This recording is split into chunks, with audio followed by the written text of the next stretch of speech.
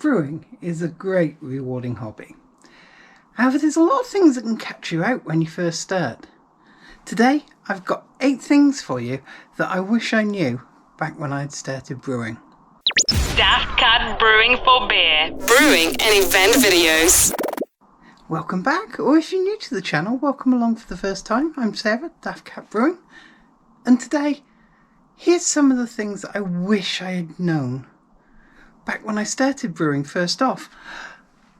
I'm forever seeing people asking questions about these topics on all the different online groups, so let's see if any of these help you. First off, I wish I had understood that sanitizer is not the same as a cleaner. Yes, I know. VWP, some of them do act as both a sanitizer and a cleaner. But if you're using something like StirSan, which is just a sanitizer, it doesn't clean stuff. And unless it's clean, you can't properly sanitize it. Stuff will hide underneath all the dirt that's left there. So you need to make sure stuff's properly clean before it can be sanitized. So either look for a cleaner and a sanitizer, or a 2-part product that's both. Generally, you're better off with 2 single products. 2. Pressure barrels or plastic kegs, depending where you're from, what they're called, aren't all that great. When I started, I absolutely hated bottling. I mean, who's got time to sit there, spend 6 hours brewing a beer, 2 weeks waiting for it to ferment out fully and be ready to package, and then hour upon hour of cleaning bottles, sanitizing them, pouring stuff into the bottle, sealing it, capping it. Some people find that therapeutic, and if that's you, all power to you. Much kudos. You're a better person than me. I never liked bottling. I did it the first time I brewed and decided that's it, I'm not going to do it anymore. So I got some of these pressure barrels, as we call them in the UK. They're basically a plastic keg. You just screw the cap on, pour your beer in, prime it up, screw the cap on and leave it to secondary ferment in there. And the first few pints are all foam. The next couple are pretty decent. And then it starts to slow down and glug and decarbonate. So you can buy better pressure barrels, which let you inject CO2 bulbs into the top to keep the beer from going flat. You can get king keg ones, which are better than the cheap ones. Things like this. So there's things you can do to make them decent. But what I found was, I don't drink an awful lot, so I was getting a couple of bad pints to start with, half a dozen good pints, and then mediocre stuff. In a bottle, every bottle's more or less the same, depending how long you've kept them. But yeah, if you can't afford to go kegging or proper Cornelius kegs or something like that, I would have stuck with bottling instead of using plastic kegs. I spent a lot of time putting beer into them and getting very mediocre results compared to what I could have had. Now I use corny kegs. Highly recommend it if you've got the budget, the room and the time to invest in setting it all up, working out how it all goes together, and some temperature control to help carbonate the beer. Which leads me on to my next point. Number 3. Temperature control for your fermentation. This is my fermenting fridge, just by here. It's got a little tube heater in the bottom so that I can heat it up if it gets too cold. It's a fridge, so I can turn the fridge on if it gets too warm to cool it back down. When I first started, I was literally just a plastic bucket in the corner of the front room, and I got some good beer.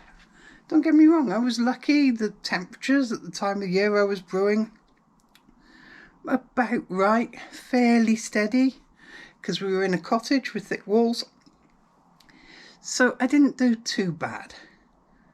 But not all temperatures suit all styles of beer. And getting this was, well, not this, this is a newer version. The original one I had was free off FreeCycle. But getting temperature control for my fermenter was the biggest single improvement I've made to my brewing ever. I can set it to whatever temperature that I want for the yeast. I can brew lagers in the summer. I can brew ales in the winter. I can brew with Kavai, can push the temperature right up to 30, 40, whatever I need to do. Getting that temperature control is a brilliant benefit. If you can do it, if you've got the space, you will not regret it, I promise you. My next point is very similar. It's about temperature control, but in the mash. Now, on the other hand, I think this one isn't such a big thing. Yes, of course, you can, if you can control the temperature in the mash accurately, you can do step mashes where you heat it up to one point, leave it for a rest, heat it up to another, heat it up again. You can mash out, you can do all these things, but to be honest, even with a fancy all-in-one system now with digital control and all that sort of thing,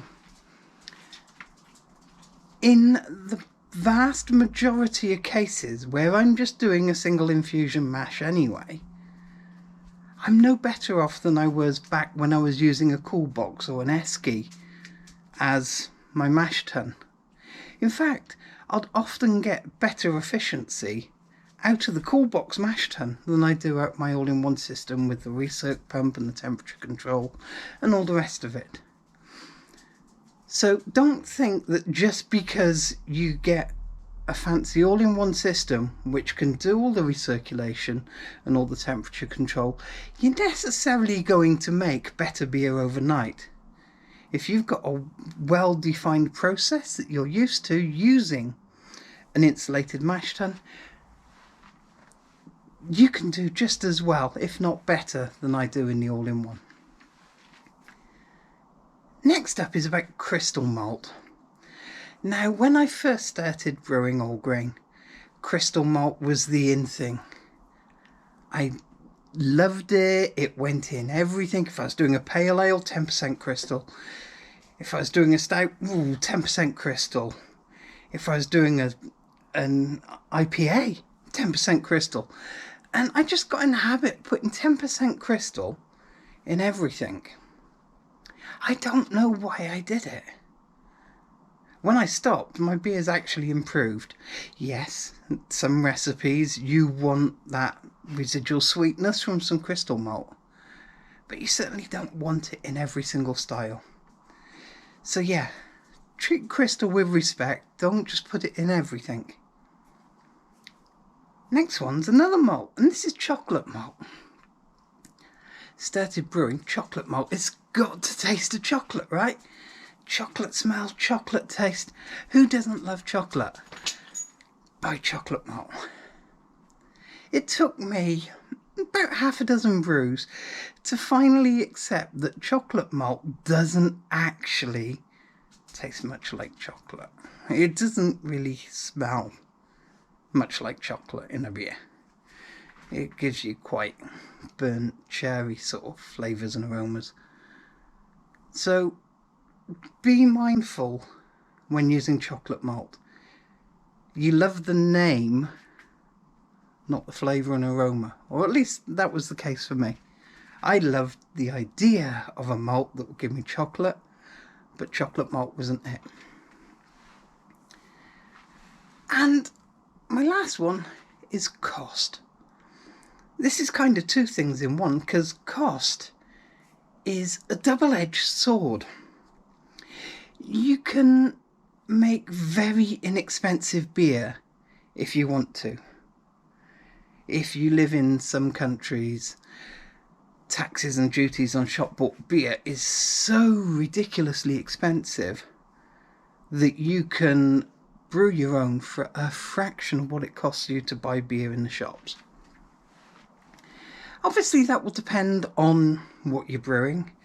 If you're brewing a kit, if you're brewing something with minimal hops in or cheaper hop varieties, you can normally save a lot of money and drink some good beer by brewing it yourself. If you're into your double IPAs, triple IPAs, real big hoppy beers, the New England or hazy IPAs with all these big robust tropical flavours, you're not going to save any money by brewing your own. It is going to cost you a bomb on hops. On the flip side, whilst you can save money, it can cost a lot, this hobby. The more you get into it, unless you're very mindful or on a tight budget and make sure you don't spend too much, you can end up spending an awful lot of money on this hobby.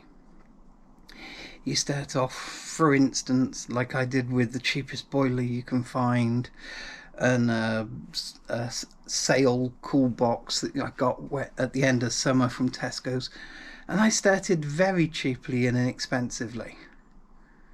But as time went on, it was like, yeah, oh, we'll get a fancier fermenter, we'll get this bit of kit, that bit of kit, we'll get something to monitor the fermentation and temperatures, and before you know it, you end up spending hundreds and hundreds, if not thousands and thousands of pounds on things. I've got 2 stainless steel conical fermenters down there. Half the time I still ferment in a plastic bucket.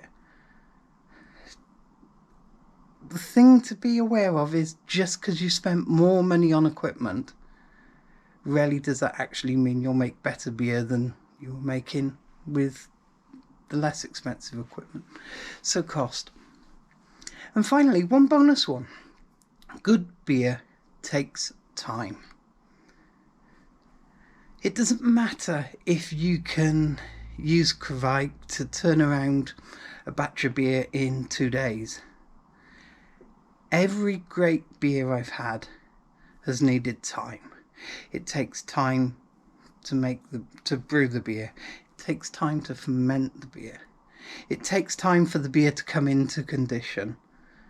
And then it takes time to enjoy the beer. Some of the best beers I've had are at least 6 months old from brewing. And by that I don't just mean some great big imperial stout. Some lagers, for instance. Back in my early days I brewed a kit lager, which was a proper lager yeast. And when I first tasted it after a couple of weeks, it was so meh, I ended up pouring it all away. 6 months later I found 1 bottle of it, lost at the back of the cold cupboard under the stairs. I tried it and it was lovely.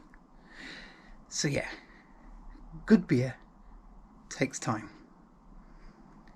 If you got to the end of the video, I just want to say thank you so much. If you found the video at all useful, please give it a thumbs up. And if you haven't already, please think about hitting that subscribe button, because it will really help me and help me see what videos people enjoy and what content to produce for you in future. If you leave a comment down below, let me know if you agree with any of the points I've made. If I've missed something that you thought was a real big thing that you wish you had known. Or if there's anything else you'd like to see a video on. Thanks a lot, and I'll catch you next time. Remember to hit that like button and subscribe. Thanks for watching Daft Cat Brewing.